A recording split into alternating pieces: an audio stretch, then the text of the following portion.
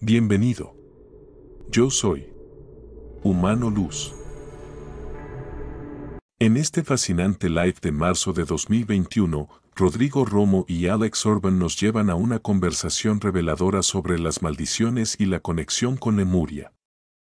A lo largo del video, se abordan misterios ocultos como las maldiciones ancestrales, los portales dimensionales en Perú, la civilización de Mu y el enigma del ídolo de oro.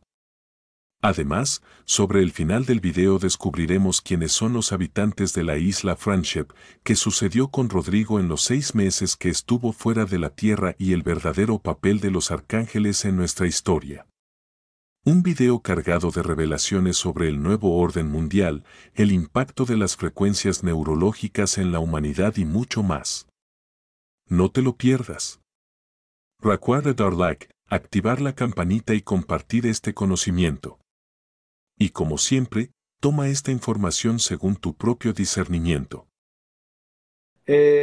Los temas que teníamos hablado eran las 12 olas, un poco sobre las maldiciones que los jesuitas largaron en toda la costa del Pacífico por la historia del oro, ya que eso es muy serio, porque eso es un problema que está contaminado en el ADN de las personas descendientes de los españoles, de los portugueses, pero vamos a hablar de España y toda la parte del Pacífico, y de ahí la pobreza de toda América Latina.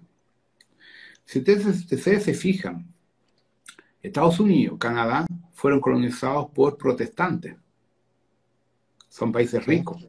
Lo mismo pasó en Australia. Australia era una colonia penal británica, pero eran protestantes. Es un país rico. Todo el resto de los países que fueron colonizados por católicos, todos, en África y en toda América Latina.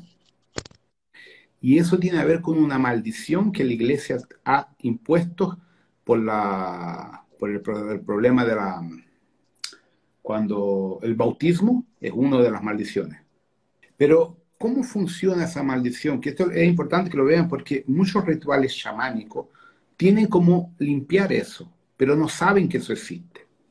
Entonces, cuando los jesuitas invadieron a toda la costa del Pacífico y masacraron a todos los indígenas que existían, ellos con sus técnicas herméticas, que venían de los templarios, que venían de algunas castas masónicas, de otras castas rosacruces, de otras castas satánicas, que era una mezcla todo dentro del Vaticano, ellos cuando bautizaban a los niños obligatoriamente, por el proceso de catequizar a los indios, ¿no?, con el catolicismo, ellos programaban una maldición para que toda la descendencia genética de esas personas no tuvieran jamás prosperidad, estuvieran siempre presos a los dogmas del Vaticano, ¿ya? Y eso se perdura hasta el día de hoy. Aquí en Brasil también, por parte de los portugueses.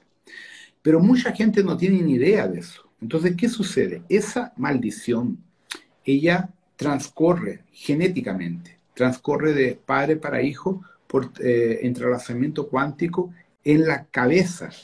Lo que hace perdurar eso, el bautismo. Cuando uno bautiza a un niño, dentro de los conceptos de la Iglesia Católica, tú estás reactivando y garantizando que esa programación neural, que es una maldición, se propague hasta que lo corten, ¿ya? Entonces, es muy serio eso. Aquí en Brasil yo hice varias limpiezas de bautismo en muchas personas y realmente le cambió la vida porque le cortó muchos contratos. Pero no es a todos que uno le consigue hacer el corte del bautismo, porque depende de cuántas encarnaciones tuvo dentro de esa programación. Hay gente que lo tiene más liviano y hay gente que lo tiene más tranquilo, o sea, menos intenso. Entonces, ¿qué sucede? Muchos de los maestros chamanes que tenemos pasaron por el problema del bautismo obligatoriamente porque vienen de familia católica. Eso le quita la fuerza a toda la energía chamánica original, sea un mapuche, sea un araucano, sea un inca, lo que sea, ¿ya? Entonces, esa situación es muy complicada y es lo que le quita mucho la fuerza a algunas líneas chamánicas. Por eso que los kahunas en Hawái tienen tanta fuerza, tanta potencia. Y los chamanes de la isla de Pascua, los que existían antiguamente, tenían tanta fuerza también, porque ellos no tenían ningún vínculo energético con la egrégora del Vaticano. ¿Ya? Entonces, uno de los grandes problemas, el anclaje, cuando uno empieza a hacer las meditaciones y los trabajos de corte, es justamente darle al anclaje la autorización, la otorga para empezar a cortar y a limpiar del ADN a nivel ancestral para atrás, en nuestros abuelos, lo que venga para atrás, toda esa programación. ¿Ya? Entonces, el sufrimiento que la América Latina tiene, de las convulsiones sociales, la pobreza, la dualidad entre los ricos y los no ricos, y todo lo que uno tiene como historia, que viene desde México hasta Punta Arena o Ushuaia, como uno quiera, es exactamente la misma programación. Y todo eso imputa en problemas sociales muy serios. ¿Ya? Entonces, con las 12 olas se va a empezar a trabajar eso. Las 12 olas, yo no sé si a partir de la tercera o la cuarta, no tengo idea todavía, se va a empezar a trabajar el corte de esa programación. Entonces, ¿quién va a entrar en ese trabajo? Los maestros chamanes de Mu y de Lemuria, que son todos los grandes maestros que ya están ascendidos, miles de años antes del diluvio ya ascendieron, para empezar a reprogramar el ADN de las personas de la costa del Pacífico, cogiendo desde Alaska hasta aquí abajo lo que exista. Entonces, las 12 olas tienen entre sus funciones desprogramar esa energía. ¿Por qué? Saliendo de esa frecuencia del Vaticano, uno no entra más en la resonancia de la nueva orden mundial. Se libra, porque el Vaticano está dentro de la nueva orden mundial. ¿Ya? Entonces, una cosa lleva a la otra. ¿Ya? Entonces, por eso que quería colocar esto, porque le va a abrir la mente a mucha gente dentro de los propios procesos que básicamente le llamamos los chamanes. Porque, Sí. piénsalo, estos pobres indios lanzaron la maldición, pero que los alemanes vinieron a destruirle y a robarle todo. Ellos estaban en su derecho. Entonces aquí les voy a explicar un secreto de las maldiciones para que entiendan por qué existen. Por ejemplo, voy a dar un ejemplo brasileño. Aquí hubo la esclavitud de los negros, ¿cierto? Entonces los negros los azoteaban, los violaban, les mataban a sus niños y hacían comida con los niños. Carne picada. Eso no se habla en la escuela, pero es real. ¿Ya? Fue muy fuerte la esclavitud aquí, fue brutal. Se esconde hasta el día de hoy la brutalidad que fue contra la raza negra africana aquí en Brasil y con los indios también, pero más con el negro. Entonces, ¿qué sucede? Un negro que conoce de orisha, que conoce de magia, él está siendo abusado, golpeado y destrozado. Entonces, en la ley de la justicia divina, cuando él hace una magia negra contra el tipo que lo esclava, que lo tortura, él está en la ley de la justicia. Entonces, cuando él hace la magia negra, él no la recibe de vuelta, porque él está devolviendo dentro de lo que le resta de posibilidad la ofensa y la agresión que recibió por parte del hombre blanco, ¿cierto? Entonces, ese hombre blanco capta esa maldición, y si no se limpia en esa vida, va a morir con esa maldición y va para el umbral por culpa de esa magia negra. ¿Qué pasa? El hijo primogénito coge el 70% de la magia y el resto la comparte. Ese hijo primogénito, que puede coger entre el 60 y 70, depende mucho de su energía personal, si él no limpia, todos sus hijos cogen la magia, hereditariamente y genéticamente. Esos hijos, que son nietos del otro hueón, automáticamente nacen con esa magia y la comparten sexualmente con todas las personas con quien tengan relaciones sexuales. Es igual al SIDA, las maldiciones. Entonces, ¿qué sucede? Originalmente uno dice, pero eso es injusto, eso fue cosa de mi abuelo, mi bisabuelo, ok. Pero por la ley de resonancia, quien nace en esa familia tiene alguna conexión con esa historia, directa o indirectamente. Entonces, limpiar maldiciones de ese nivel, que en el candomblé le llaman Egbe Orun, el nombre africano, es muy complicado porque esa maldición ya está en 3, 4 generaciones y involucra, para que tengan una idea, más de 1.500, 2.000 almas de umbral por resonancia. Entonces, por eso que en el caso de Brasil, cuando se hace ese tipo de limpieza, cuando se consigue, hay que usar corte de animales. Se usan gallinas, pollos, ¿no? Cabrito, una vaca, un búfalo, ¿cierto? Entonces, aquí en Brasil eso se conoce en el candomblé, pero en Chile yo no sé cómo le llaman a ese tipo de maldición, y existe en Chile también. Entonces, tienen que entender eso la gente que nos está escuchando, que nos va a escuchar. Imagínate un mapuche que fue torturado por los españoles, que lo quebraron entero y todavía le violaban a la mujer y los hijos. ¿Qué va a hacer ese hijo? Porque él está en Mm. su derecho. La única forma que le quedó de defensa es la magia. Mm. Entonces el plan divino espiritual lo autoriza, ok, merece esa magia. El católico merece la magia. Entonces se generó una guerra astral de magia entre el Vaticano y el conocimiento hermético de los mapuches, de los incas, de los toltecas, que conocían mucha magia porque venían del conocimiento hermético de Mu y de Lemuria. Entonces la gran diferencia de la magia del Pacífico es que usan devas, usan elementales, usan cristales, usan árboles, raíces. No usan tanto a muertos, como en Brasil se usa más el muerto, el desencarnado, para la magia, fuera la otra parte. Entonces hay dos tipos de magia que uno enseña. La magia cabalística, donde están los símbolos, el pentagrama y toda la simbología de alta magia, y la magia devocional, donde tenemos a la gente muerta. Cuando tú le pides a muertos, le das de comer, le das comida, bebida, pisco, lo que sea, y el tipo, por la comida, como está en el umbral, todavía le gusta eso, acepta efectuar la magia. ¿Ya? Entonces, ¿qué sucede?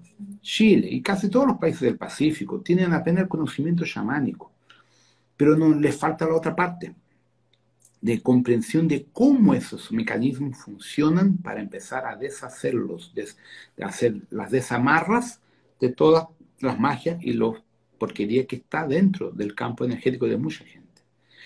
Oye, una consulta para una persona que está iniciándose en este camino o primera vez te escucha y está viendo y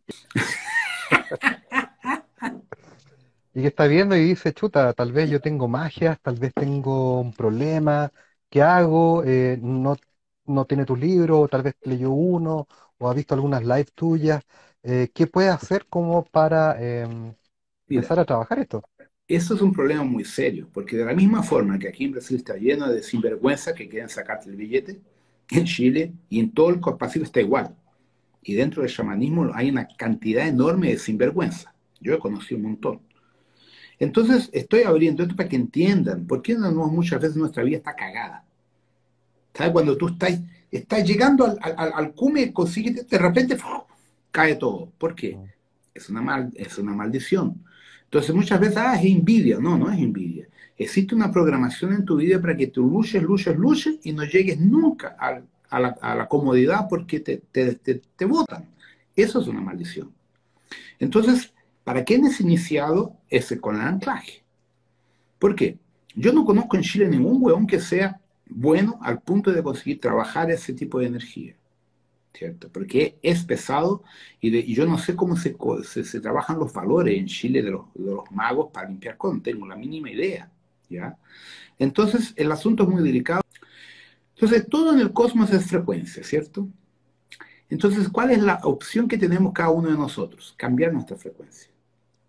Entonces, por ejemplo, lo que activa esta maldición, toda esta energía, básicamente, estar conectado a la televisión, a los canales populares. Si tú cortas eso, ya cambias tu frecuencia. Si tú buscas una línea totalmente antagónica al catolicismo, que es la meditación, que es el taoísmo, que son otras líneas, puede ser hasta el chamanismo, pero un chamanismo puro, no el chamanismo que tú te tomas 5 litros de ayahuasca por día, genera dependencia química. Entonces, hay que encontrar un equilibrio en ese proceso para que uno, con nuestro anclaje, con una persona realmente que sea de buen calibre, gradualmente te empiece a cambiar tu frecuencia y tú mismo te vayas limpiando.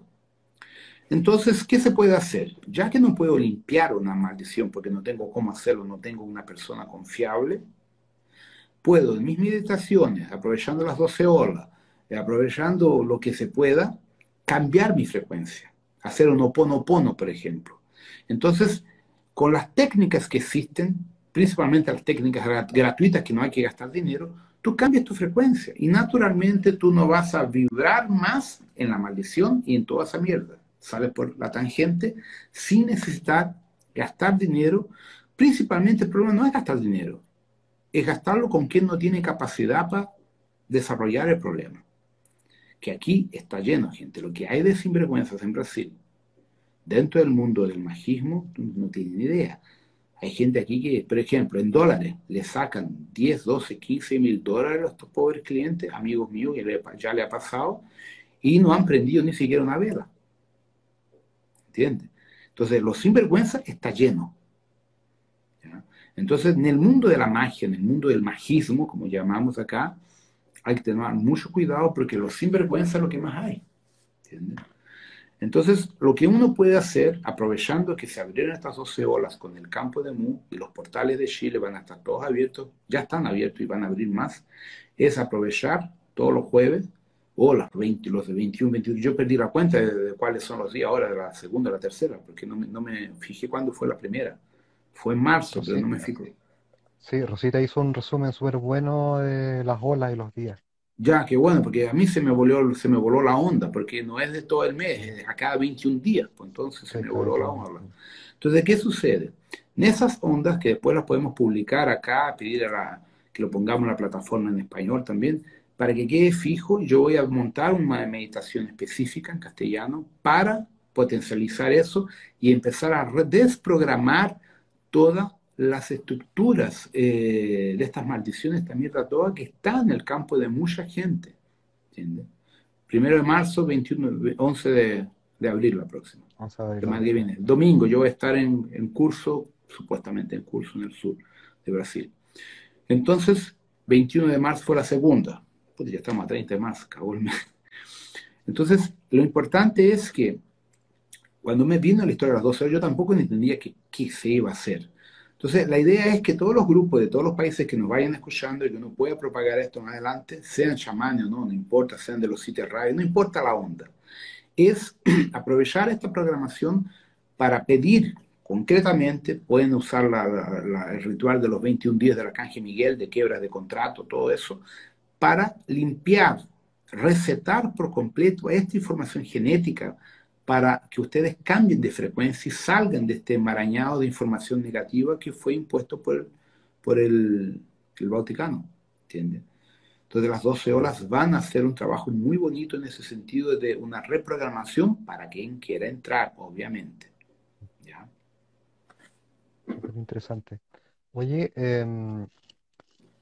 Mu, tomando un poco el tema de Mu, y la verdad es que hay una confusión. Hay una confusión Mm. desde Platón con el Timeo y el Critias, y Solón también habla de las guerras prepolonésicas, peloponésicas en Grecia. Hablaba un poco de la Atlántida, que quedaba pasado los portales de Hércules, y ponía la Atlántida en el Atlántico.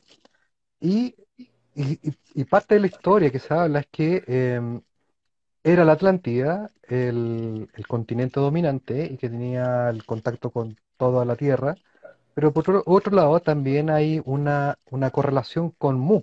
En el fondo, lo que yo tenía en mi línea de tiempo era que primero estaba, o primero nosotros, después Atlántida, después Lemuria, que era un continente perdido, pero me llevé la sorpresa en tus lives que hablabas que eran continentes que estaban prácticamente, eran contemporáneos.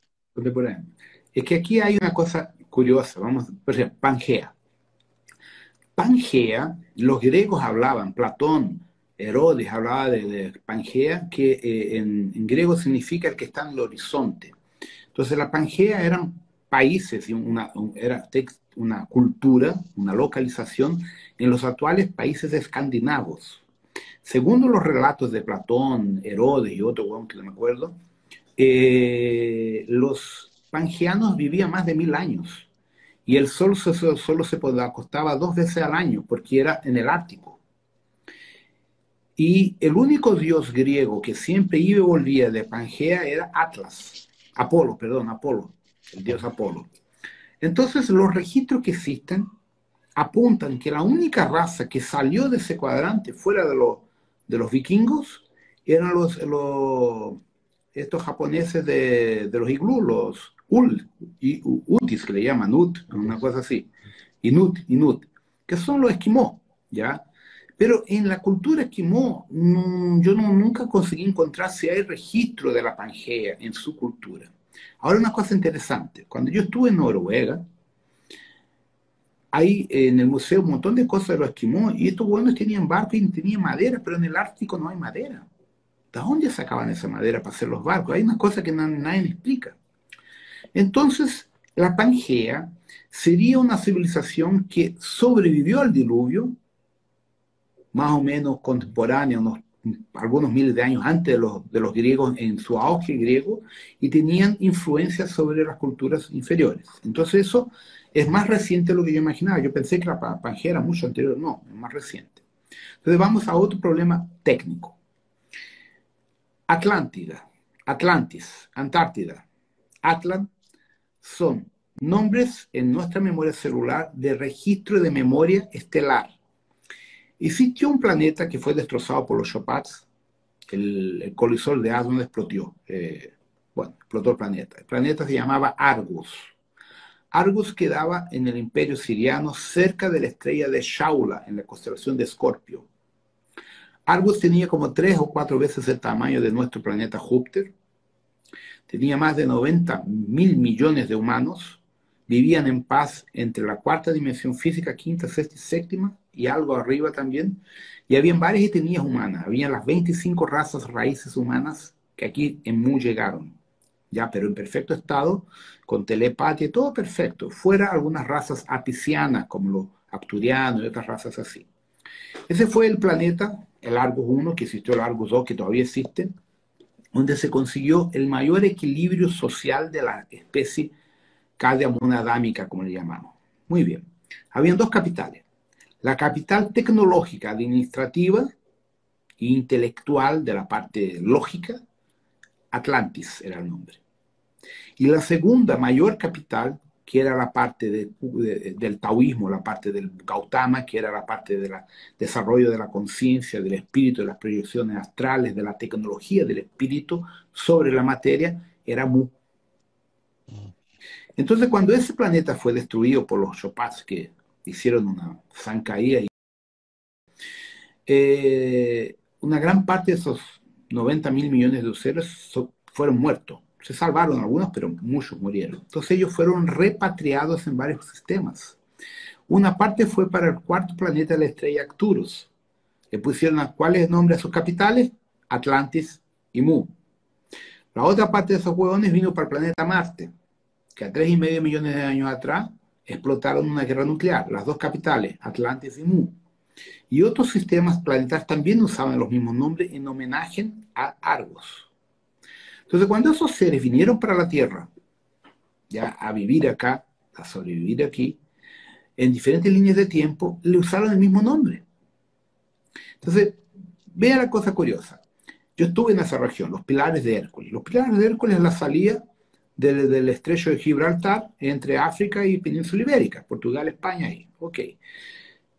A más o menos 100 y pico kilómetros de los Pilares de Hércules quedaba la isla de Poseidón, el dios Poseidón, que le llamaban de Atlantis, o de Atlántida, porque siempre estuvo en la memoria que en el horizonte del mar quedaba el continente perdido de los dioses. ¿Ya?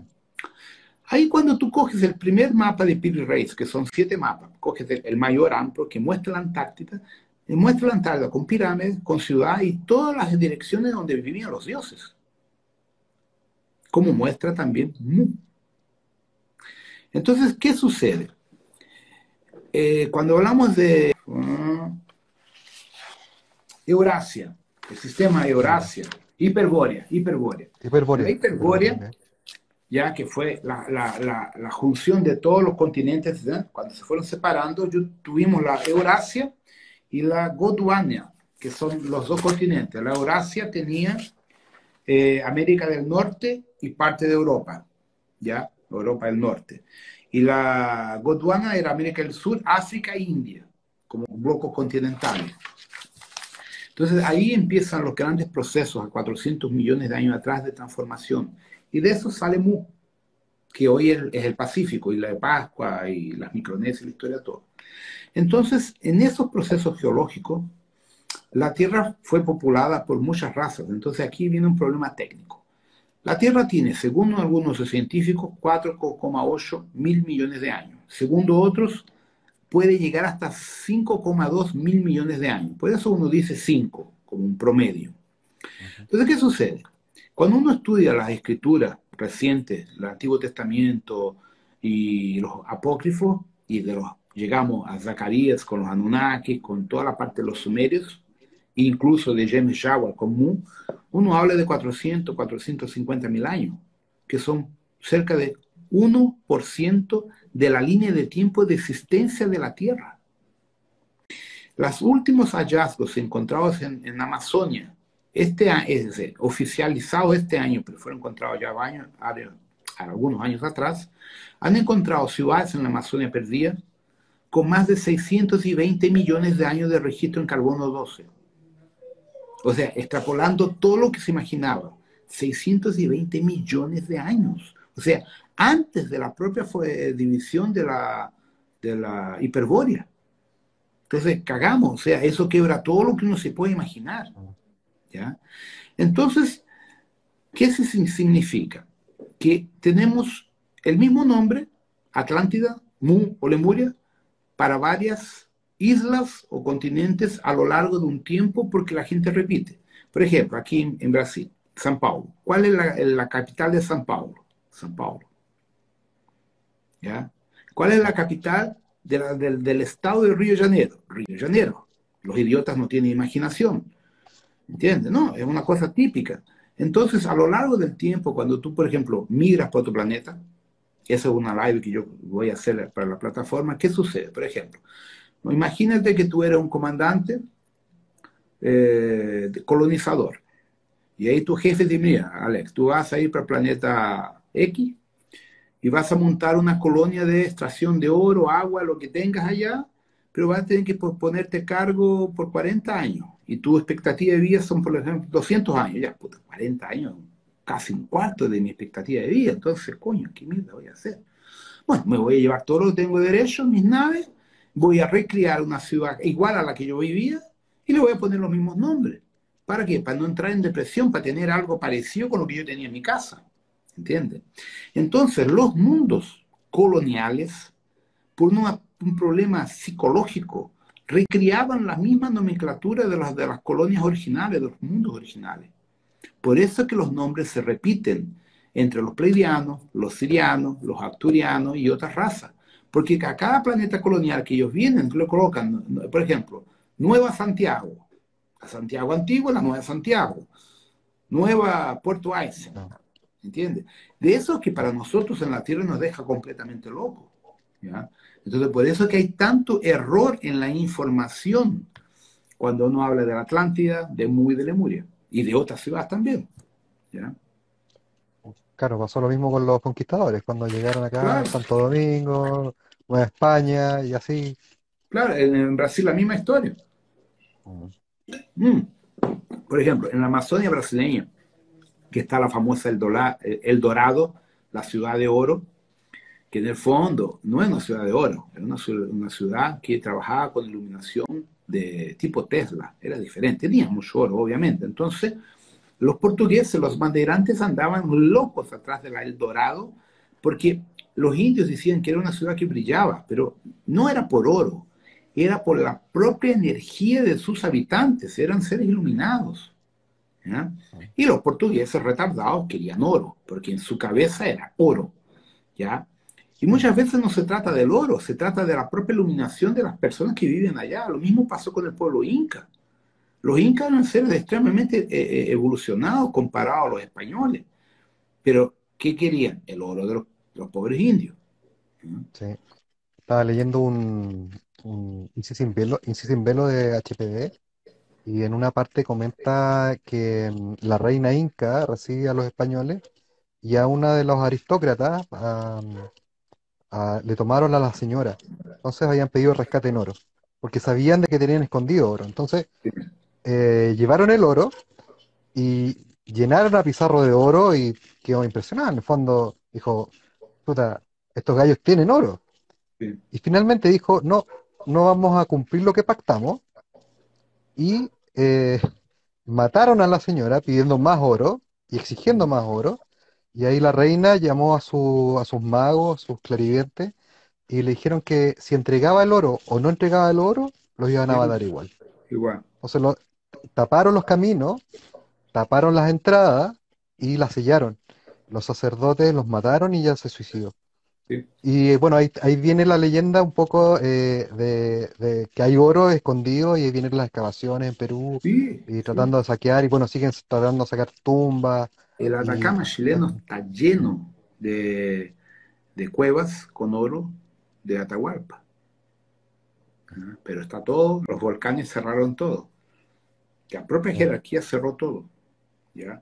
Eh, yo voy mucho al Atacama por eso, que hay muchos portales. ¿Ya?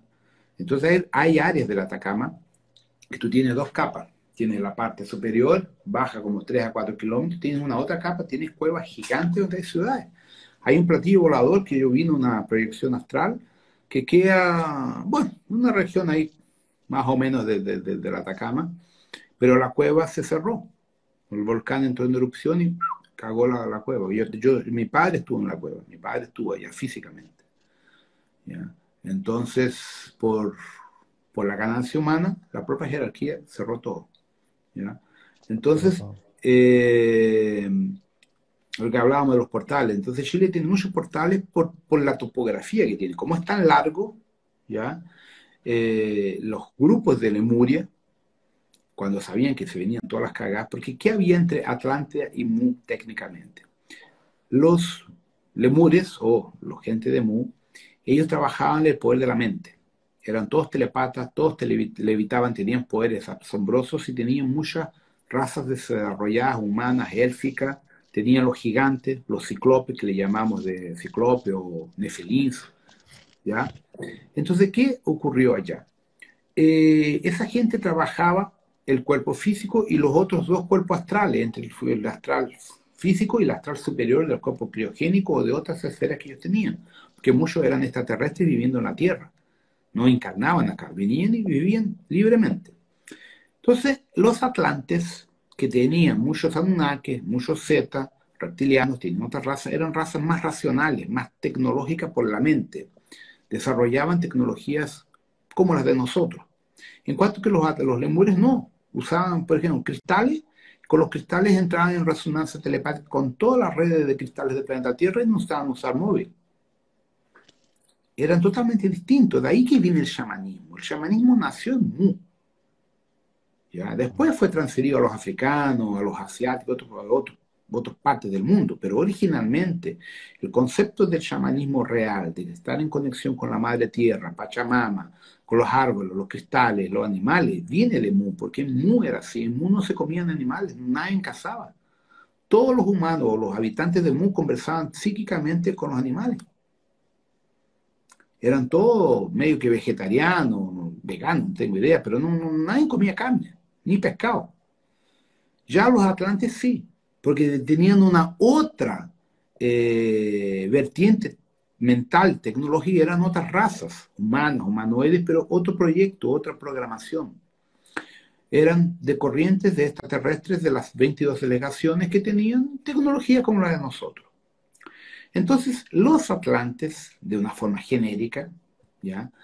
No entendían el desarrollo espiritual tan avanzado de los lemures, justamente porque los lemures orbitaban en 4, 5, 6, 7D tranquilamente, igual que Argus.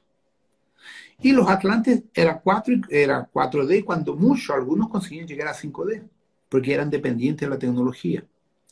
Entonces, ¿qué sucede? Los atlantes, entre ellos, más los rollos de Enki, Enlil y de los Anunnakis, generan sus propias guerras internas. Y esas guerras acaban por comprometer psíquicamente a los lemures. Y después de esos problemas, de esos folleos entre ellos, es que empiezan a encarnar atlantes en los lemures, bajando la frecuencia de las sociedades más nuevas de Mu. Entonces, ¿qué sucede? Cuando el Consejo Planetario define que el ciclo de Mu va a terminar, Toranque hace la separación de la paja y del trigo. Escoge las razas con mejor nivel, los convida, los saca a la tierra. Los que quedan no tenían mucha capacitación psíquica, pero tenían tecnología. Son los que desarrollan las grandes ciudades intraterrenas en toda la costa del Pacífico, de toda América. Como por ejemplo Telos, allá cerca de Mount Shasta. Eran de Mu esos hueones, que eran los actuales millonarios que tenemos nosotros, que tienen billetes para construir bases subterráneas y escapar a la cagada que viene por delante. Entonces, Mititlán, que queda en Perú, en la placa de Nazca, también era la gente con mayor tecnología de Mu, con mayor conocimiento, que no consiguió salir de la Tierra, no consiguió ascender porque le faltó energía para eso. Otros decidieron quedarse en la Tierra para ayudar en el futuro del planeta. Entonces hay un poco de cada cosa. Y esa gente fue la que construyó todas las ciudades que hoy son intraterrenales, físicas y etéricas. Entonces, tenemos entre Perú, Bolivia y Chile, la ciudad de los 7 planetas, que fundó la Orden de los 49 en Brasil. Se entra cerca por el Atacama también. Tú puedes entrar tanto por el Atacama cerca del Parinacota, en el norte de Chile, que es un volcán importantísimo a nivel de contacto. Por eso yo digo, para mí el mejor lugar del Atacama es el Salar del Suriri, que quiero volver. El Suriri es la más pura energía que hay en todo el Atacama chileno. Eso yo lo conozco entero, desde el Parinacota hasta el Ojo del Salado, que me han dado todas esas huevas, a pie y en jeep. Entonces conozco otra región muy buena de Portales, es Pica, más al norte de San Pedro de Atacama. En Pica le pasó a mi padre Orlando una situación muy interesante. Eso se los voy a contar, que es muy, muy interesante. Eso lo pueden buscar en internet en Chile, para que sepan. ¿Ya? ¿Ya? Mi padre, y el padre de él se llamaba Javier Espinosa, era pintor, era un pintor fabuloso. Este señor y mi padre, en su Citroneta 2CB, ¿te acuerdas de las Citronetas? ¿Te acuerdas de la Citroën? Fueron en el año 59, 58, algo así, pasan pero Atacama y cruzaron en Citroneta el Valle de la Luna y se empantanaron en Pica. ¿Ya? Y en Citronet, y en En Citroneta, no en Jeep, en Citronet tracción delantera. Cruzaron todo, bueno. ¿Qué les pasó? Ellos iban a hacer exploración. Y la foto, como mi padre era un excelente fotógrafo, usaba una Rolleiflex y una mamilla con slide de 9x9. Quien es nuevo no sabe, pero antiguamente las fotos profesionales eran hechas en 9x12, 9x9, y la Rolleiflex era la mejor cámara fotográfica del planeta, obviamente alemana. ¿Ya? Y la mamilla creo que era japonesa, que eran las dos concurrentes en calidad de fotografía. Yo tengo todas estas fotos todavía en slide. Tengo todo eso guardado aquí. Entonces, ¿qué sucedió? Tuvieron una pane y la Citroën se quedó empantanada cerca de Pica, en el medio del arenal. Bueno, mi padre vio que se iban a morir porque nadie sabía que estaban ahí perdidos. Entonces le dijo a mi abuelo, bueno, abuelo, yo tengo 3 días para llegar a San Pedro de Atacama y pedir rescate. De Pica, ellos estaban cerca de Pica, no estaban en Pica, de Pica, o de donde estaban, hasta San Pedro son 90 kilómetros de desierto, de arenales y montañas. Orlando era un excelente andinista, entonces lo hacía, pero él calculaba 3 horas. 3 días de percurso. Él cuenta, me acuerdo cuando pasó el revólver, se lo dio a mi abuelo, mira, viejo, si yo no llego en 3, 4 días, no hay agua, estamos sin agua, te metí una bala para que sufrí. Entonces Orlando salió desesperado, dejó el agua, dejó lo poco que tenía con el padre, con mi abuelo, y se marchó con la brújula en dirección a San Pedro de Atacama, marchando. Él tenía un Rolex. Tú sabes que los Rolex son precisos, ¿no? Hay un reloj, es eso. Muy bien. Orlando llegó en menos de 7 horas a San Pedro de Atacama. Imposible, imposible. Entonces, cuando llega a San Pedro, Orlando se perdió. O sea, él no sabía cuánto tiempo estaba caminando. Él dice que se puso a caminar desesperado porque quería salvar a su padre y vio una luz. una luz bien intensa, pensaba que era el sol dándole en la cabeza, y continuó marchando, y entró en la luz. Cuando salió de la luz estaba en San Pedro de Atacama, en la plaza central de los carabineros. Lo vieron llegar, él se presentó a los carabineros, le dijo, no señor, yo estoy en una situación así, mi padre está en pana, ¿y cuándo usted salió de allá? ¿Cuántos días? No, mira ahí, puta coño. Como el reloj de él tenía marcador de fecha, pues el mismo día, ¿cómo es posible? No son 7 horas que yo estoy caminando. Me lo metieron preso. Lo detuvieron por loco. Entonces, mira, en el año 58 San Pedro de Atacama debía tener 5 personas en la ciudad entera. Era un grano de arena. Como mi Orlando era representante de la Kodak chilena, lo conocían porque él llevaba material para el turismo, todo él era conocido allá. Dije, pero ese señor lo conozco, Orlando Espinosa Páez, es conocido, es andinista, sube todos los volcanes, el primer chileno a subir el Lecancabur. Ahí les tomaron con la historia, ¿no? Y la luz, y como sabían que habían fenómenos raros allá, cogieron los vehículos 4x4 del ejército y fueron por mi abuelo. En jeep se demoraron casi 8 horas en llegar.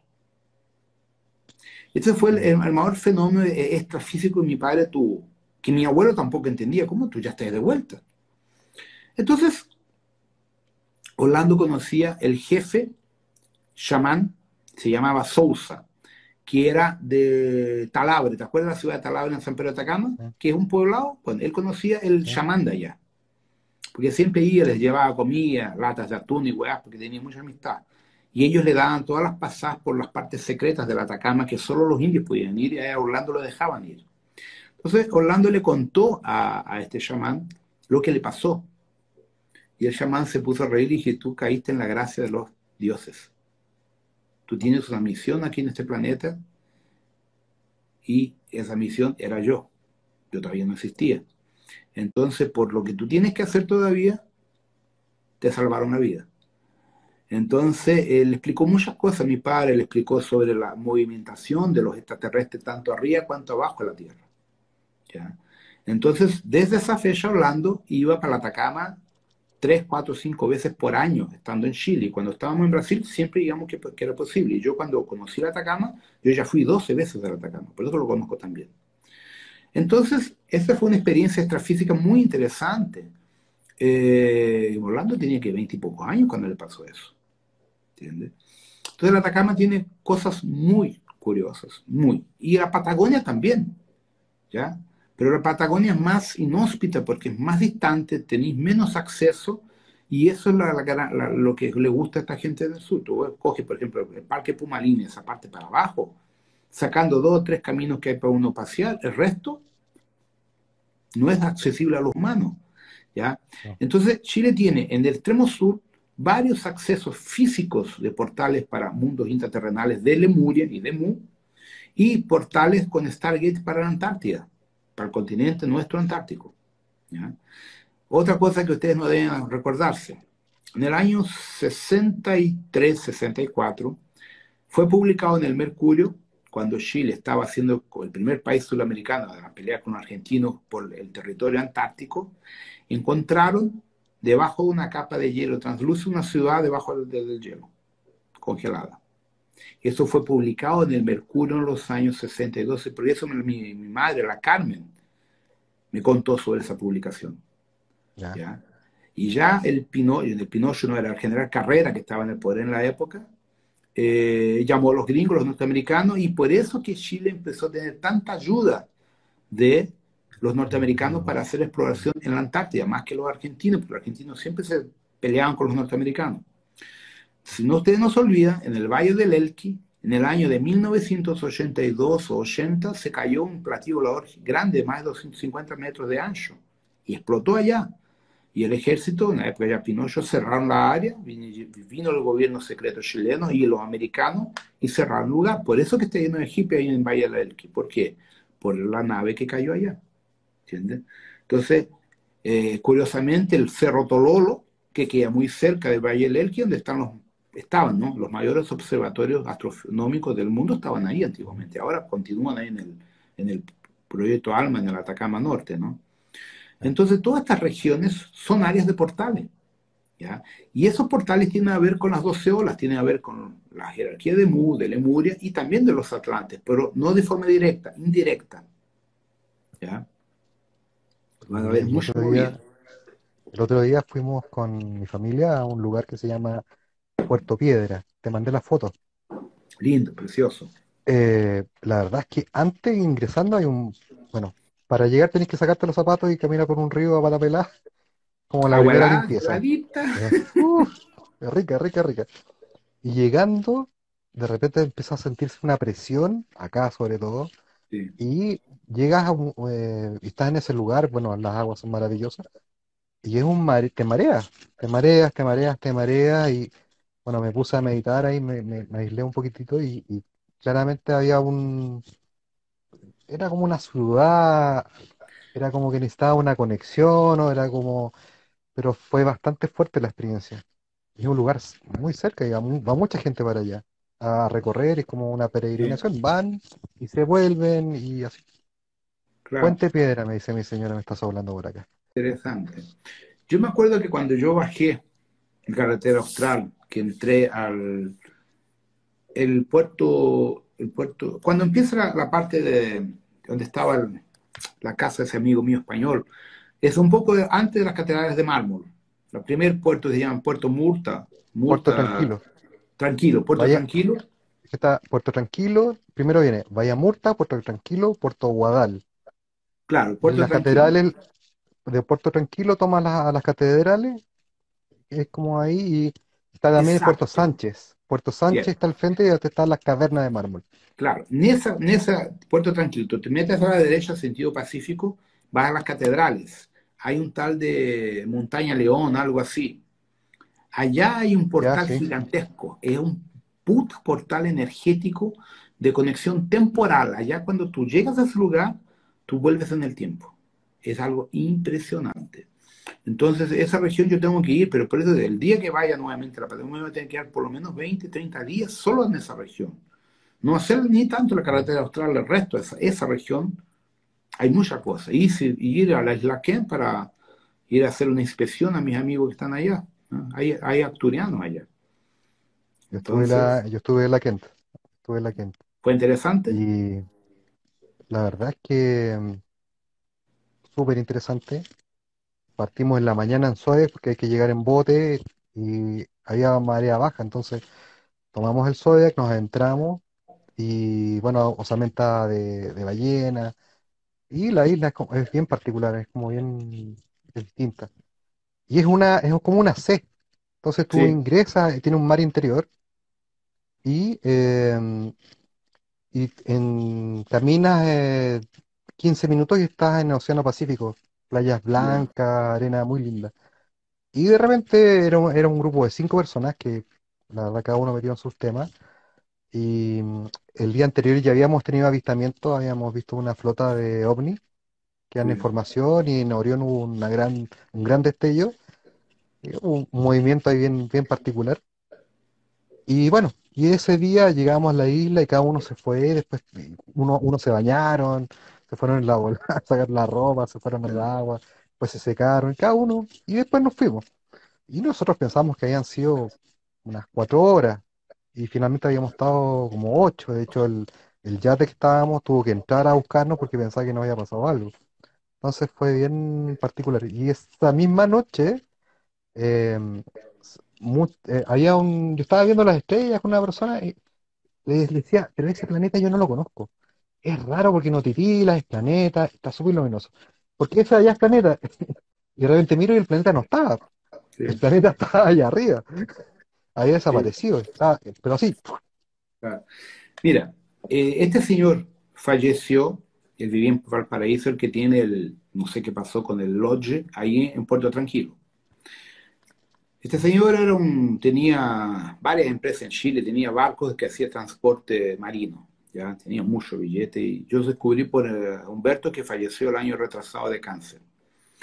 Él tenía un velero grande de 40 pies, algo así, y él estuvo allá en la isla y tuvieron una situación sorpresiva porque ellos entraron para refugiarse del mal tiempo, se quedaron en esa valle y vieron los enanos, pero no cenicientos, de piel clara.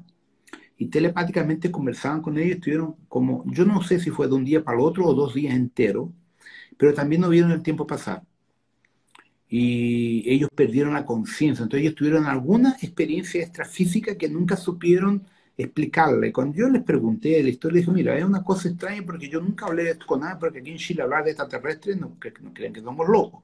Entonces lo poco que él me abrió de la historia fue que ellos llegaron allá por una situación curiosa, climática, medio que fueron inducidos, vieron seres y no se acuerdan más nada. Entonces él me contó eso. Cuando yo le pregunté, nunca vieron nada de extraño en las islas. Todo, "No, puta, una vez tuve tal situación así, así, así". Y en Puerto Tranquilo, donde tiene el lodge allá, justamente han visto muchos ovnis, muchas cosas también en ciertos periodos del año. ¿Ya? Y salen Sí. del agua, salen de dentro de la laguna Carrera. Bueno, me alojé en un camping y la señora comentaba lo mismo que tú me dices. En el fondo, un día empezaron a ver luces debajo del agua y Mm, estas se movían. Y de hecho, después estuvieron mucho rato y desaparecieron. Incluso me contaba que unos jóvenes fueron en barco, en una embarcación a ver las luces, que eran. Pero cuando estaban en la mitad del camino, cacharon que estaban haciendo, claro. que estaban ir a meter ahí. Y este verano también mandó una foto con varios ovnis en el horizonte del General Carrera. Sí. Es súper Yo- particular el es Carrera. muy interesante. Yo tuve una experiencia cuando hice la carretera austral. Esa la tengo en video en la GoPro. Está en algún lugar por aquí. Estábamos en el Cerro Catedral, ya más al sur. Ya no me acuerdo en qué parte queda, en dirección a Crocan, yo creo, yo no sé, más al sur la Coca. Catedral Austral. Creo que por ahí. Mm. Es una montaña no muy alta, pero tiene una formación distinta, parecen catedrales.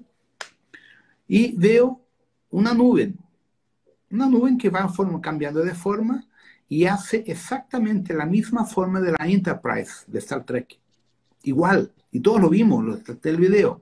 Y ahí empezamos telepáticamente a hacer la conversación y ahí cambia y pone el símbolo de la rometría, del símbolo de mi empresa, como confirmación que estábamos siendo acompañados todo el viaje. Fue un viaje fantástico, lo que vimos de nave y cuestión, pero lo que más me llamó la atención cuando hice a pie en el valle, en el Parque Pumalín, para llegar al volcán, ese volcán que no me acuerdo el nombre, que hay allá, fue un paseo de 3 horas y pico, es que la cantidad de devas y de seres, que lo vamos a llamar de devas, pero no eran devas, que nos observaban en cuanto caminábamos, era algo impresionante. O sea, la selva donde están los árboles, las hayas, que le llaman ustedes, son vivas. Tú notas la fuerza de la naturaleza, es algo inédito. Y ahí me decían, todo esto que está en el sur de Chile es lo que sobró de Lemuria. Entonces, la conexión energética que existe en la Patagonia chilena es muy. Por eso las 12 olas van a ser un efecto muy interesante en las personas que se conecten a esta energía. ¿Ya? Entonces, muchas cosas creo que va a desarrollar psíquicamente las personas en este año justamente para prepararla para lo que viene más adelante. ¿Ya? Entonces, por ejemplo, yo sé que el monte O'Higgins, en la laguna O'Higgins, allá también es un portal importante. El monte Sarmiento, por ejemplo, el monte Darwin son fabulosos como portales. ¿Ya? Yo cuando estaba yendo a Puerto Williams en el barco, yo tengo una Nikon P1000 que te da 125 veces de zoom. Vi un platillo volador encima del monte Sarmiento. Pero yo estaba ya, me imagino, yo estaba entrando a la bahía de Puerto Williams y estaba viendo el Sarmiento y le di el zoom y se nota borroso, no conseguí sacarle porque como le da el zoom, cualquier movida sin trípode te saca el foco, ¿no? Claro. Entonces yo no le conseguí sacar la foto con precisión. La isla de Chiloé tiene muchas cosas de los French también, ¿ya? Porque la isla de Chiloé tiene muchas bases subterráneas y conexiones de túneles y canales con otras partes que nos conectan a la Antártida, nos conectan a la parte central, a la área de Pucón. Pucón también tiene portales fuertísimos, fuertísimos. El valle es donde hoy es el parque de diversión de los andinistas, de los alpinistas de Roca de Paredes, que es en Pucón, más adentro, que no me acuerdo el nombre. Ese valle que llega a Argentina es una conexión fuertísima de seres de una ciudad, de una civilización chamánica del Mu. Son seres de 60.000 años atrás por lo menos. También es un buen lugar para hacer vivencias y hacer experiencias de conexión de limpieza. Entonces, lo que sucede, en Chile se van a tener que formar algunos grupos para hacer meditaciones, vivencias, para hacer limpiezas y la transmutación de muchas cosas que está pendiente ahí. ¿Ya? Yo, por ejemplo, cuando esté abierto Chile y si hay una condición libre de ir, quiero quedarme, como te dije, en la Patagonia por lo menos 20, 30 días, alquilar un 4x4 para el hueveo o una moto, hacerlo en una BMW. Pero hay moto no da para llevar mucha hueá, ¿no? Entonces va a tener que Es ser algo duro. no, En motos es duro. es duro. Camino en verano está muy transitado y la verdad es que queda mal, queda mal. Entonces en moto, te vas a quedar con los riñones en la nuca. Pero las BMW son muy, muy buenas. Yo tengo, estoy en la tercera y no incomodan. Pero no da para llevar mierda ninguna, o sea, te va a tener que ser un auto. ¿Ya? Entonces, El, el, hay cosas interesantes ahí que ver. Los lagos, cuando tú estás claro, entre la pasada con la Angostura, cerca de Bariloche, con Chile, por toda esa ya, región sí, allá, sí, sí. también esas lagunas hay mucha conexión interterrenal. Por ejemplo, el volcán Osorno, por Mm, debajo, tiene un templo etérico. No es físico, es etérico. ¿Ya? Y allá hay manús. Esos manús son antiguos cíclopes, esos seres gigantes con un ojo nomás. ujú. Es una ciudad puramente de cíclopes que viven, yo creo que son de Seide, creo. Yo los vi una vez cuando pasé con mi jeep, pasé por la Enterprise, todo eso. Yo me acerqué a los hornos. No los subí, me quedé por ahí hasta, y los vi, pero los vi durmiendo. Yo me quedé dormido en el auto, estaba cansado de tanto manejar. Me paré con a la orilla de una de las lagunas que allá, no tengo idea dónde yo estaba. Paré y me dormí o me durmieron y vi estos seres. Entonces allá la región donde está el Osorno, que hay el Villarrica, hay varios volcanes importantes ahí. Ahí también hay un templo etérico muy interesante, ya que vale la Sí, pena. el volcán Osorno está en el lago Yanquihue y Mm, alrededor están los saltos del Petrohue. ya, Entonces el verdad. lago Yanquihue, que está Puerto Vara, Frutillar, Eso. Puerto Octay, claro, esa vuelta sí es bien La fuerte. región es muy, muy eh, importante también para trabajos de limpieza, incluso de trabajos para disminuir la actividad volcánica que debe entrar en los próximos 3 4 años en el sur de Chile. Hay que enfocar muchos trabajos con estos seres para ayudar a bajar la actividad y cuando explotan los volcanes que la lava vaya para el mar y no caiga en las ciudades también. ¿Ya? Porque Chile va a tener, como está en el anillo de fuego del Pacífico, mm. con el choque de las placas, van a haber actividades fuertes ahí todavía. Y me ha llamado la Es, atención que todavía con todos los terremotos que han habido en Indonesia no se hayan activado. Han estado es como que bien... lo están sujetando, lo estamos intentando. Por ejemplo, un volcán que va a abrir la boca es el Ojo del Salado. Cuando el Ojo del Salado abra la boca es porque estamos en una situación más emergencial. Porque ¿qué pasa? La idea de estos seres espirituales es abrir varios volcanes para impedir que el Maule explote. Porque el Maule Ujú, es un supervolcán. Entonces, si ellos mm, consiguen abrir otros volcanes, son válvulas de escape, entonces disminuyen la presión del Maule y evitan la catástrofe que se puede armar ahí. Porque si el Maule explota, divide la América del Sur en la mitad, corta el continente, pero esa parte flaca coge Chile y Argentina hasta la parte de Comodoro Rivadavia. Esa hueá no tiene más de 1500 kilómetros, lo abre el medio. Entonces hay un trabajo intenso siendo hecho para eh, disminuir la actividad del Maule. ¿Ya? Y las 12 olas están totalmente direccionadas con eso, porque las personas que vayan a participar van a ser psíquicamente preparadas para hacer los trabajos en los lugares que hay que hacerlo. Se van a juntar las personas que están en sintonía, justamente para hacer los trabajos como humano encarnado. Entonces esto es importante que la gente lo entienda. Cuando nosotros somos un ser humano encarnado, ¿ya? Tenemos el derecho de pedir por el planeta, tenemos el derecho de pedir una intervención. Entonces nosotros, encarnados, podemos mover peticiones en el plano espiritual para que haya una disminución, una intervención de los procesos catastróficos de una forma a darnos más tiempo y una mano más liviana dentro de la transmutación que el planeta va a pasar. ¿Ya? Entonces, creo que las 12 olas van a, a generar esa condición psíquica para que todos nosotros que vayamos a participar tengamos la percepción de lo que va a venir por delante. Una consulta con respecto a las 12 olas, porque las 7 de Yaverín fueron meditaciones, fueron bien preparadas, Sí. y estas 12 olas son más en el sueño. ¿Qué recomiendas tú para poder esperar estas 12 olas? ¿Qué hacer más que nada? En el fondo, relajarse, tomar un Relajar y hacer una cristal. meditación en los días que coinciden. Yo tengo que hacer una meditación, grabarla todavía y ponerla. Es que no he tenido tiempo, ya quedando en la correría, para poner la plataforma en castellano me quedé 4 o 5 días o más. Entonces tengo cosas para grabar en portugués que ya se están acabando.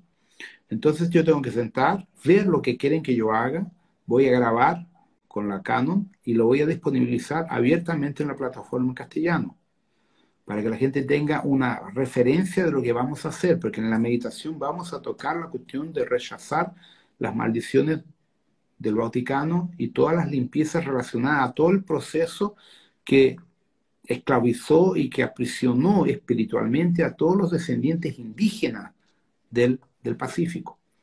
Entonces yo sé que es una meditación específica, que todavía no la he conseguido captar en su esencia, ¿ya? Entonces eso lo voy a hacer todavía, que no he tenido tiempo. No sé si consigo mañana grabar, voy a ver, porque ahora estoy preparando floral y web, que tengo curso este final de semana, el otro debo tener curso, entonces ahora empiezo los cursos, estaba haciendo florales y spray ambientales. Pero si consiga, grabo eso y ahí lo colgo. La Eliana lo publica rápido, gratuitamente en la plataforma para que la gente tenga acceso y tenga un panorama de cómo es la meditación y lo que se va a mover a cada onda. Pero, ¿qué sucede? A cada uno de nosotros las ondas tocan de una forma distinta, tocan internamente por nuestro histórico en la Tierra. Otra región que tiene portales fundamentales, pero yo no sé, no conozco bien, Perú. Perú en el Nazca. Eh, Paracas también tiene portales de abertura temporal. ¿Por qué? La región de Paracas y de Nazca está sobre Mixtlán, está sobre una de las ciudades intraterrenales de los seres de Lemuria. Por eso que hay tanto avistamiento de ovnis ahí. Y por eso, porque bueno, tuve la suerte cuando chico de conocer Nazca, y me fui a ver las líneas en el fondo, ¿sí? Sí, El chiste de eso de ver en avioneta las líneas y las figuras y todo eso. ¿Por eso están las figuras ahí en el fondo? Sí, me claro. imagino que sí. Es que aquí hay un aeropuerto para los antiguos aviones Anunnaki, ¿ya? Pero por debajo hay una ciudad gigantesca, muy grande, ¿ya? Entonces, el Titicaca también es otro importante portal, que ahí está la ciudad del señora Merú, ¿ya? Allá también está la ciudad de los Siete Rayos, que es la principal capital de los Siete Rayos, es en el lago Titicaca, ¿ya? Entonces, toda la región esa que coge, ¿ya? Perú, Bolivia para abajo, tiene importantes conexiones de los últimos 50, 60 mil años con Lemuria y otros procesos sociales que se formaron después del diluvio de los últimos 12.000 años en toda América del Sur, antes de la llegada de los católicos, ¿ya? Y tú pegas la Amazonia brasileña también, tiene un montón de movidas muy interesantes. Por ejemplo, poca gente sabe. Muchos indios en el medio de lo nada de la Amazonia brasileña hablan alemán, no hablan portugués. Porque Adolf Hitler mandó en el año 1928, si no me engaño, una expedición con más de 2.000 científicos y nazis allá para explorar justamente a Cracovia. De ahí el libro Las Crónicas de Cracovia. Y ahí encontraron un montón de huevas que hasta ahora no se comenta mucho. Incluso quien estuvo pesquisando eso lo mataron, que era un periodista inglés, lo fusilaron en Río de Janeiro porque estaba justamente buscando informaciones sobre los nazis allá en la Amazonia.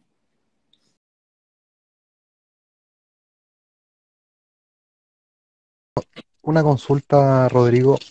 Geográficamente, Lemuria o Mu abarcaba todo lo que es el Pacífico, pero también Parte del llegaba hasta el Pacífico, norte. parte, no todo, pero parte. Eso te iba a preguntar, porque finalmente hay muchas tradiciones que se comparten. Por ejemplo, hay iniciaciones en el Tíbet, en donde el monje se pone casi desnudo y derrite la nieve alrededor, y había Sí, unas iniciaciones Selknam acá, que era la misma. En el fondo sí, los tipos se ponían en la nieve, derretían con su ki o su claro, energía. Entonces, imagino que deben ser rituales igual. El otro día Gilda hablaba un poco de esta congruencia entre los mapuches y ciertas tribus americanas, apaches, si no me equivoco. justamente. Eh, entonces imagino que deben ser, eh, el continente de haber sido grande, pero debió haber abarcado grandes sectores como para poder Sí, llegar a esos lugares. mira, es que ellos tenían barcos y aviones, ¿no? No andaban no andaban a pie, o sea, tenían tecnología. Entonces, sí, el continente de Mu, la primera estructura de él, que él se dividió en dos después con los problemas cataclísmicos, él englobaba Australia, Nueva Zelanda, Isla de Pascua, Micronesia y todas esas islas que hay, Samoa, Carolina, era todo eso, y llegaba más o menos, creo, unos 1500 kilómetros de la costa, poco más, 1500, 2000 kilómetros de la costa de Chile actualmente. Pero en la guata de Chile tenía una lonja, y esa lonja de terreno más que hoy está bajo el agua, llegaba a casi 1000 kilómetros de la costa de Santiago y de Viña del Mar, más o menos. Entonces tú coges Viña del Mar y le metes más o menos casi 1000, tal vez 800 kilómetros, no sé bien exactamente, para más para allá, pero redonda. Entonces venía desde la parte de Nazca de Perú, hacía una vuelta así, más o menos hasta la parte, un poco arriba de Puerto Montt, un poco arriba, no sé exactamente los nombres de la ciudad. Hay un tal de Valdivia, algo así, más o ¿Mm? menos próximo a Valdivia, me parece, no estoy seguro, ¿ya? Entonces había un mar entre Mu y la Lemuria. Esa lonja de mar, 1000 kilómetros, 1100, 800, no sé exactamente cuánto, más o menos eso. Hawái era una isla, ¿ya? Que era territorio de Mu, tanto que todas las tradiciones de los chamanes llamados kahunas es lemuriana, 100% lemuriana, que son los que andan con los pies desnudos en la lava volcánica. ¿Ya? Mm. Entonces, ¿qué pasa? Por ejemplo, que es muy interesante. Tú vas en Rusia, en el lago Baikal, que es el lago más grande que hay allá, uno de los mayores del mundo. Esa laguna hablan un idioma casi igual al aymara o al quichua. Tú ves la apariencia física, son igual a los mapuches, a los indios quichua, aymara. Y la gramática de él es la misma. Por lo tanto, lo que se sabe, por lo que está en el libro de James Shower, Mu fue el centro de 25 razas que se fueron caminando. Los rituales de los indios pueblos, los Shiryu, los Apache y otros, los Comanches norteamericanos, hablan de la tierra madre Mu, según los estudios de Shower. Igual que todos los indígenas del Pacífico, de las Américas del Pacífico, y la misma cosa de Asia, de varias partes asiáticas. ¿Ya? Rusia también. Y lo que más sorprendente es el lago Baikal, que ellos hablan la misma idiomática del Quichua, pueblos que nunca se Mm. conocieron. ¿Ya? Ah, Y eso es mucho anterior a la llegada de los Anunnaki. Es ahí que viene el problema, que a nosotros nos han vendido el pescado solamente de Zacarías con los sumerios, porque está el pueblo judío, para darle a más una vez al judío como si fuera una raza especial, y el resto de las razas. Tanto que el material desde James Shower no explica la origen de la raza negra, ni del chino, ni del japonés, ni mm. del coreano, ni del anglosaxónico, mucho menos de los arianos. Bueno, los arianos son Anunnaki.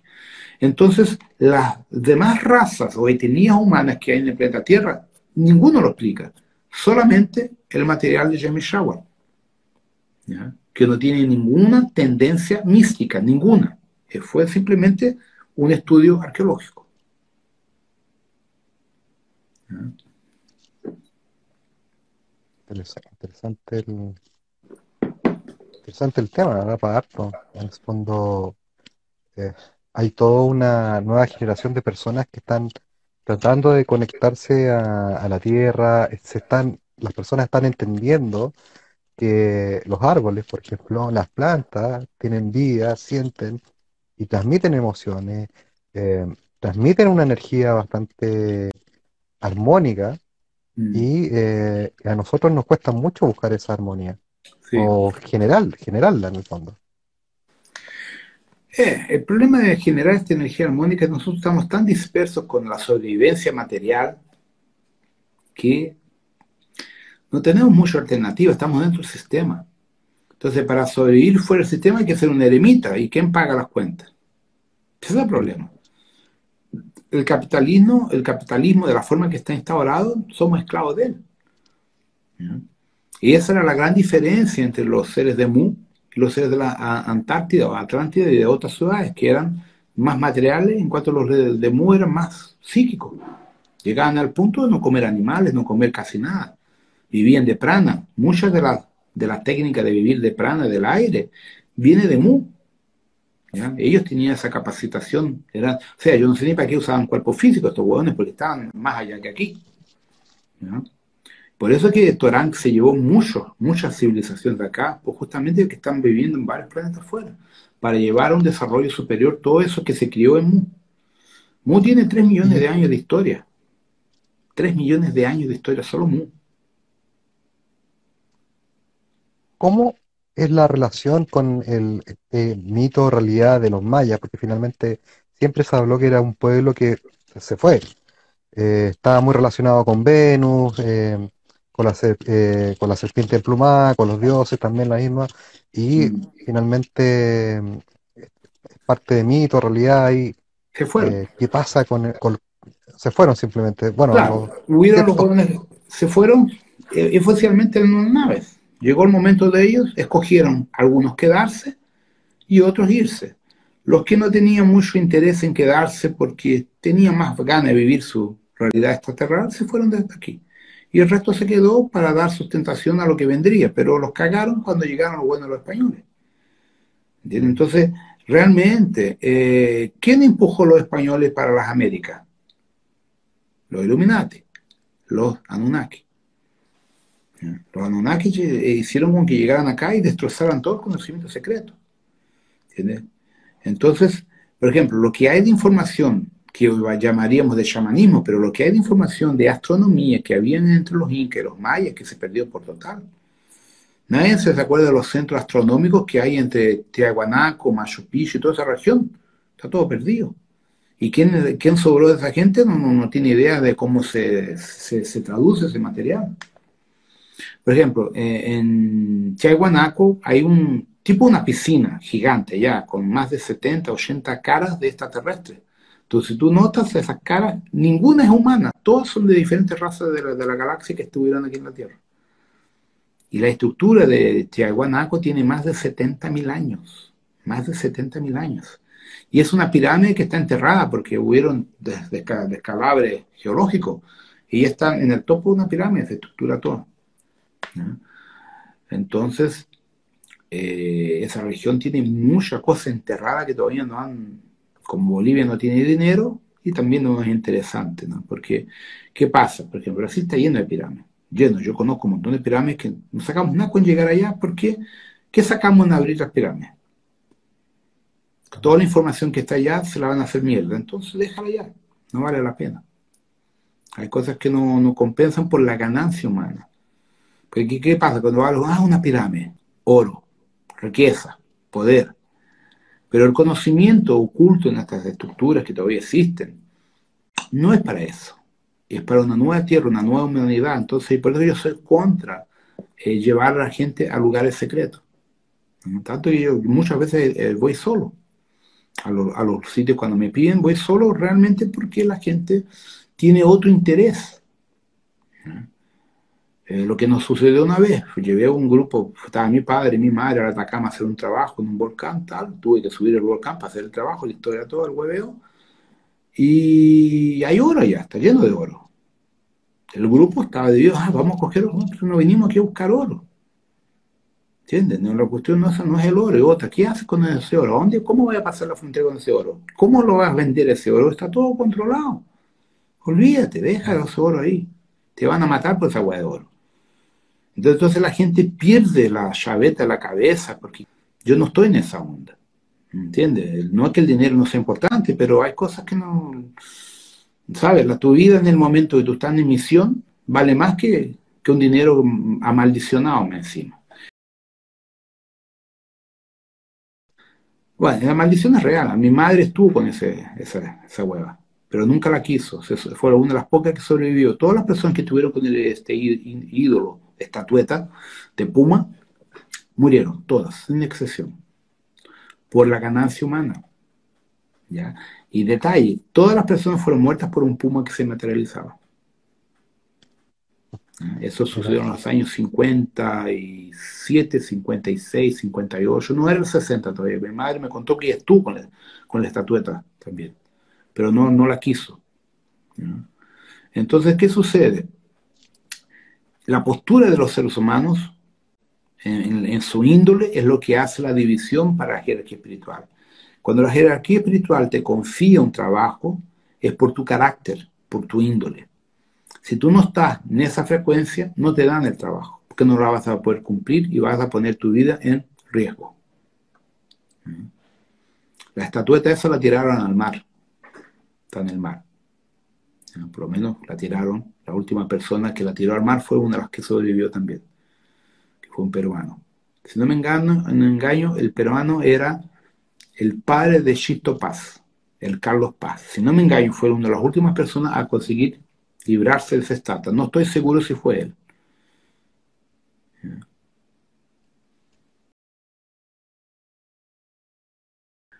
No, sí y no. Ellos están divididos entre un grupo de sirianos del sistema Adara y unos grupos de acturianos.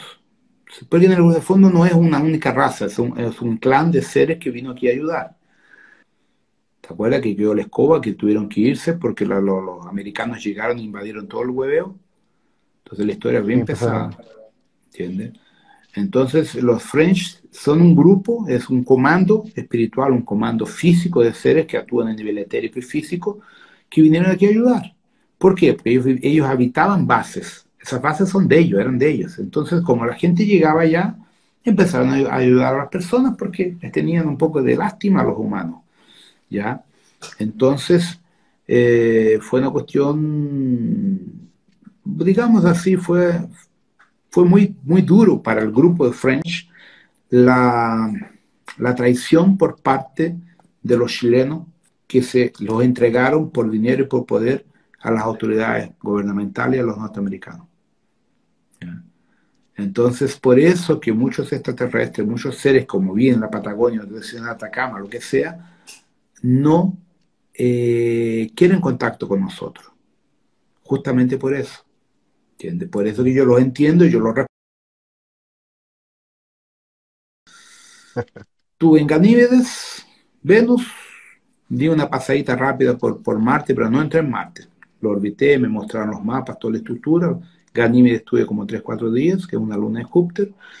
De allá fui a Sirius, fui a mi antigua casa en Sirius, pero llegó un momento que tuve que dejar el cuerpo en un tanque de inmersión y entré en el otro cuerpo mío. Ahí me encontré con esta red de Yaslon y ahí hicieron la fusión con Yaslon Jazz y ahí descubrimos quién yo era, que hasta en ese momento sabía de esta red de Shiva, pero no sabía del resto. Entonces ahí fue que hicieron la retransmigración cognitiva con los 7 samuráis y mi trabajo cambió de una forma brutal, ¿ya? Entonces esos 7 meses yo estuve en varios lugares, estuve en otras galaxias, o sea, cómo mi conciencia fue conectada, quien yo soy, psíquicamente yo estaba en todos los lugares, porque yo andaba en 7 8 9 10 en ese nivel energético. Y el cuerpo quedó en inmersión en un tanque, y de ahí me reactivaron la memoria estelar. Entonces empecé a acordarme de otras realidades, otros mundos. Yo estuve, todo el hueveo que yo he participado en la Vía Láctea y Andrómeda también. Entonces eso hizo con que transfirieran para mi cerebro físico informaciones que yo no tenía claras, estaban más o menos en el subconsciente. Y estuve en varios lugares, pasé para acá, para allá, me divertí bastante, conocí muchos comandantes, por eso yo soy tan conocido en el otro plano. ¿Ya? Ahí descubrí que yo tenía una patente de almirante, no tenía ni idea. Entonces, fue un trabajo en verdad de reconexión con mi familia estelar. Y ahí la fusión con los orishas también. Hacer la fusión con todos los orishas que trabajan en misión en la Tierra, tanto en el alto comando cuanto en las partes terrenales. Y ahí yo pude hacer la fusión con el orisha Reiki para hacer el enlace entre los diferentes niveles de los comandos estelares con la jerarquía de los orishas de la Tierra para hacer los rescates cognitivos, la apometría y todo el huevo que enseño. Entonces aquí fueron 15 días más o menos que estuve fuera. Pero allá más o menos lo equivalente a 6 meses. Pero aquí fueron 15 días nomás. Entonces hay cosas que no me acuerdo plenamente, están todavía escondidas en el momento que necesito, aparecen. ¿Ya? Pero fue una experiencia interesante. El problema es que no quería volver, ¿no? Tuve un problema para volver a la Tierra, no fue nada fácil. ¿Ya? Y por eso que tengo tanto cariño al Suriri, porque el Suriri para mí es un lugar, un buen lugar para morir, ¿sabía? Que bueno, ahora me acordé, puta, tengo que escoger un lugar para morir, va a ser el Suriri. Un lugar. Ahí el cuerpo ya se queda en el salar, no se pudre más. Tuve una experiencia interesante. El 2007 para el 2008 llevé un grupo de brasileños, ¿ya? Para esa región y íbamos a hacer el Suriri. Entonces, entramos al volcán Isluga, que allá tiene aguas termales, paramos los vehículos 4x4 ahí en esa región, y resolvimos comer, preparar un asado, unas ensaladas, unas cosas así. Y yo dije, bueno, yo voy a subir el monte ahí un par de cuadras, porque tengo un contacto con una nave de la Federación para hacer una negociación que querían que yo hiciera ahí, unos trabajos con ellos. Y era una nave acturiana específicamente. Entonces, yo dejé al grupo, que estábamos en 13 personas, los dejé ahí donde queda el agua termal, hay unas casitas para hacer asado, tipo un camping, ¿no? Y mira, yo no caminé más de 300 metros subiendo la encosta del volcán Isluga, que el Isluga está activo, ¿no? Echa humo, tal. Entonces subía ya, no son más de 300 metros que yo subí. ¿Ya? Me tumbé, me acosté medio que inclinado así en una roca volcánica, hice la conexión y salí del cuerpo y entré a la nave, en proyección astral, no física, astral. Estábamos allá conversando con el comandante de la nave y con los científicos que estábamos preparando unas cuestiones sobre el símbolo y otras cosas que teníamos que pasar para mí, fuera otras informaciones técnicas de ellos y tal, que querían que yo los ayudara, justamente por las memorias que tengo de los 7 samuráis. Entonces querían consultar a mí varias cosas que ellos necesitaban y necesitaban de autorización, unos rollos que en la época yo estaba empezando a encajar la historia. Estaba bien interesante. Ahí uno de los tipos de la nave dijo, me llaman de Yasman allá arriba, ¿no? Mira, tu grupo allá está con algún problema. Entonces en la pantalla de la nave, yo estaba no en la sala de comando, estaba en una sala de conferencia, tiene una pantalla igual a la de Star Trek de la Enterprise, de Picard, una gigante, todos locos corriendo de un lado para el otro, desesperados. ¿Y qué piensa pasar allá abajo? Entonces terminé rápido lo que tenía, volví al cuerpo y bajé corriendo. Cuando llego al grupo, estaba el descalabre. ¿Por qué? Unos estaban viendo grises, otros estaban viendo naves, otros estaban viendo egunes, muertos, desencarnados. Era un hueveo. Entonces, ¿qué sucede? Para que entiendan lo que pasó.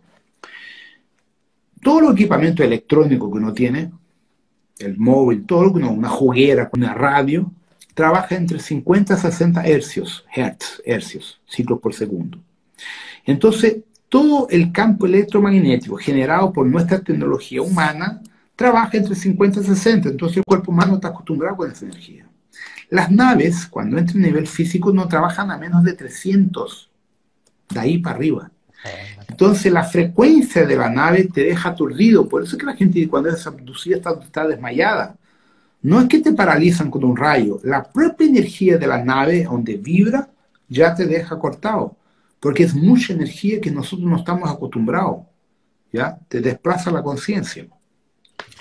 Entonces, ¿qué sucedió? El volcán Isluga tiene como 5.800, 6.000 metros, anda cerca de los 6.000. El platillo tenía 2,5 kilómetros de largo, era tipo él tenía el formato de una almendra, una gota de agua más o menos así, ¿ya? Bien, bien preciosa. Tenía como 2,5, tal vez 3 kilómetros de la parte más larga por unos 800 a 1.000 de gordura, fuera la espesura que no sé. Entonces ella estaba como a casi 2 kilómetros arriba del cráter del Isluga. El camping está más o menos a 3.800 metros de altura, yo creo, algo así, no creo que esté mucho más, no sé exactamente, no medí. Debe estar entre 3.800 a 4.000, no, menos por la diferencia con el volcán, no, debe estar 3.500, algo así.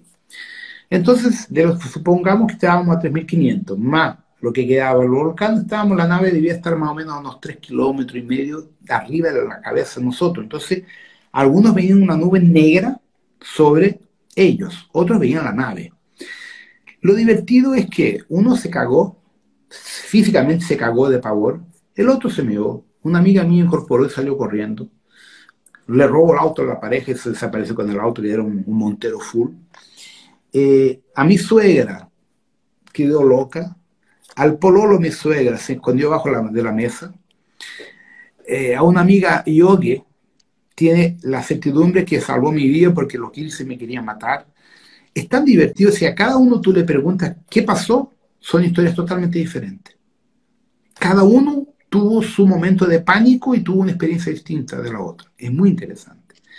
Y no pasó nada, porque en el fondo la nave estaba parada, yo estaba conversando con ellos. Y lo que pensaban que eran grises eran arcturianos. ¿Entiendes? Entonces es muy interesante porque ¿qué causó todo esto? La frecuencia de la nave. ¿Ya? Eran 13 personas, sacando a mí 12, que cada una, si tú hablas en particular, cada una te va a contar una historia totalmente diferente. No, ¿sabes? No coinciden.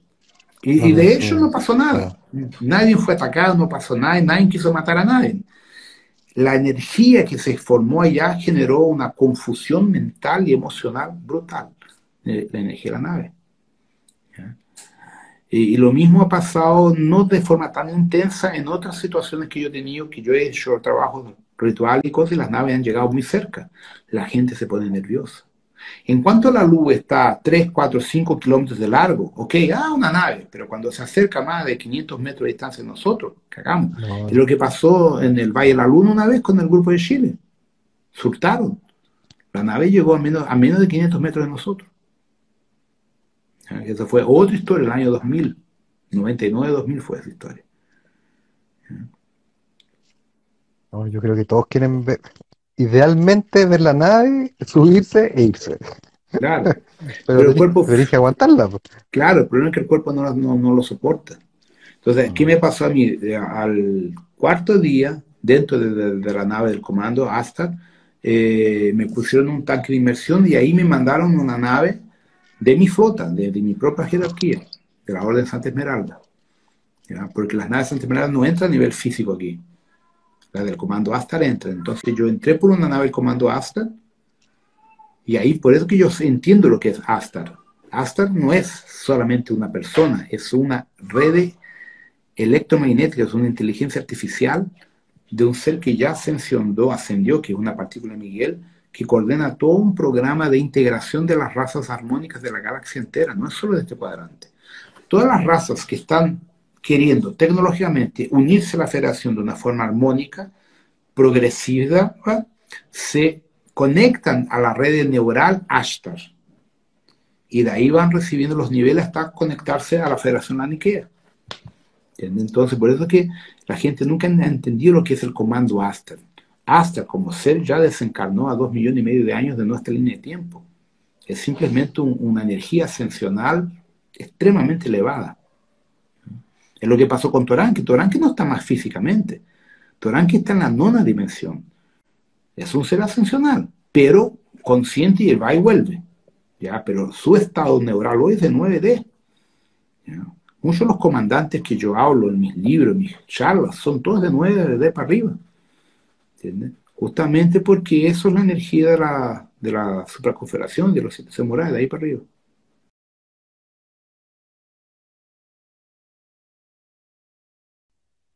Sí, en principio la Orden Santa Esmeralda es una orden de sanadores y de co-creadores genéticos, son la Nonadex.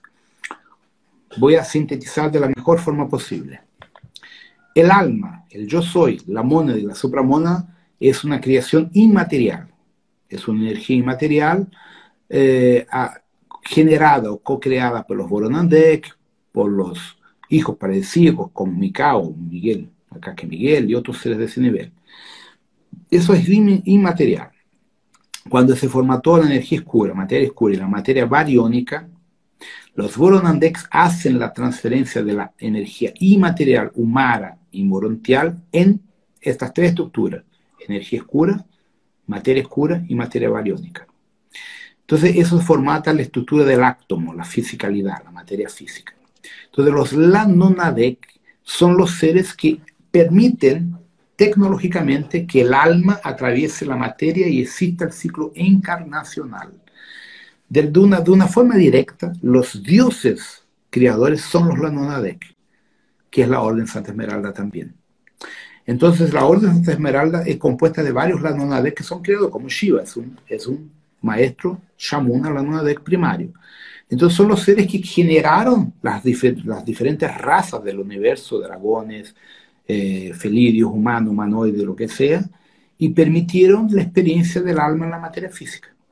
Entonces, hay varios niveles de Lanonadek. Eso se les resume. Entonces, la Orden Santa Esmeralda es una estructura que hace la auditoría de los procesos de vida, sana, cocría y ayuda en el rescate de las razas cuando están corriendo peligro.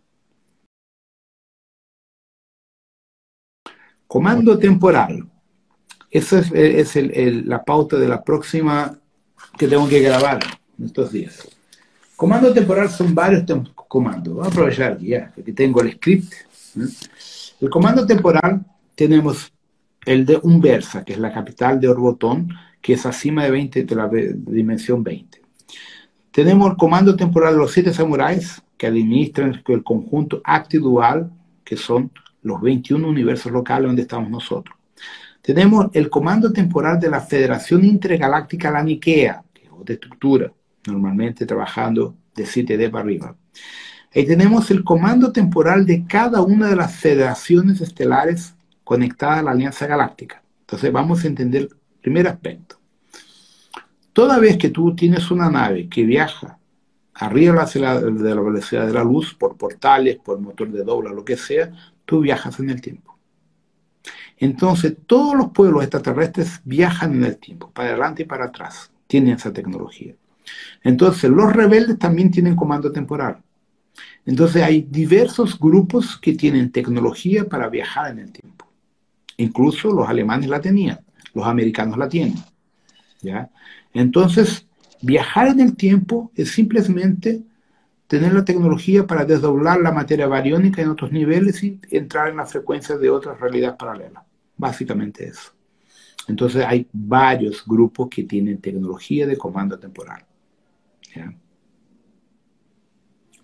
Diferencia entre comando temporal y atemporal, que es simplemente el lingüístico. ¿Ya? Unos le llaman atemporal, otros le llaman temporal. Es la misma cosa. Son tecnologías que te permiten desplazarte en el tiempo para atrás o para adelante. Es tecnología, básicamente. Nuestra alma hace eso, nuestro espíritu, nuestra alma tiene la capacidad de desplazarse en el tiempo-espacio. Por ejemplo, para que lo entiendan, estamos encarnados en el año 2021.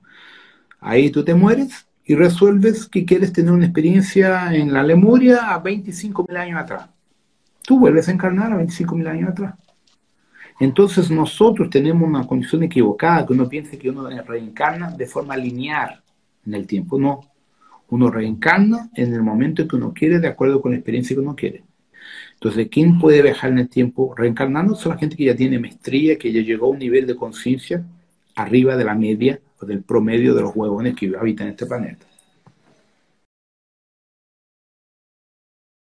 Arcángeles son tronos. ¿Qué sucede? La palabra arcángel del sumerio es comandante. Entonces, todo arcángel es de un comandante de una flota, de una nave, de algún programa. Entonces, Arcángel Miguel es un comandante. Gabriel, Rafael, Ezequiel, Auriel, Ariel, son todos comandantes de alguna cosa. Entonces, ese comandante puede ser un comandante Lanonadek, puede ser un comandante Boronandek, puede ser un comandante hijo paradisíaco, puede ser... La palabra arcángel significa comandante de alguna cosa. Simplemente eso. Como arconte. Los arcontes, que viene también del sumerio, son los comandantes en contra de los arcángeles. Entonces aquí hay un problemita técnico de lengua. ¿Quién habla de los arcontes en contra de Dios? Los judíos, Yahvé. Entonces todo comandante rebelde que era contra Enlil y Enki, Anu y Inanna era considerado un rebelde, un arconte. Entonces el arconte nada más es que un comandante que políticamente no estaba a favor de los pleiadianos. Entonces era llamado de rebelde con el nombre arconte. ¿ya? Entonces la disputa, la guerra entre arcángeles y arcontes era nada más que una disputa política de poder aquí en la tierra y allá afuera también. ¿Ya? Entonces, si usted coge la palabra original arcángel en sumerio y en aramaico es comandante. Interesante. Alguien dijo que la historia la escriben los ganadores. Sí, exactamente. Y normalmente los ganadores no siempre son los buenos, ¿no? Así parece ser acá. Una consulta. Cuando nosotros hablamos del NOM ahora Sí. y hacemos volvemos atrás, en esta línea temporal, nos damos cuenta de que desde que conocemos Babilonia, Egipto, Grecia, Roma, siempre esas civilizaciones siempre tuvieron un pic. Y ese pic en algún minuto, pa, para Cae. afuera. Hoy Sí. día, bueno, llegaron los bárbaros, mataron, estrujaron, o sea, mataron a todos, violaron, se llevaron los tesoros y así sucesivamente. Sí. En el fondo, esa historia es la misma que estamos viendo hoy, La pero hoy misma, día se está más, repite. en el fondo es la misma cuestión nomás, po. Son ciclos. Entonces, a cada ciclo hay la separación de la paja y del trigo. Y nuestra civilización está llegando al pico y ya va a caer. No tenemos muchos años por nuestra civilización. Por eso es que todos los maestros, como San Germán, ya se acabó el tiempo, porque el tiempo se acabó. Nos quedan algunos años, no sé cuántos, 5, 7, 10, 12 años. O sea, en la escala del planeta, ¿qué son 10 de 12 años? Nada. ¿Entiendes? Entonces, por eso es que la verticalización, el proceso interno es fundamental para tener un patrón de vibración arriba de la media, para poder salir de acá sin sufrir.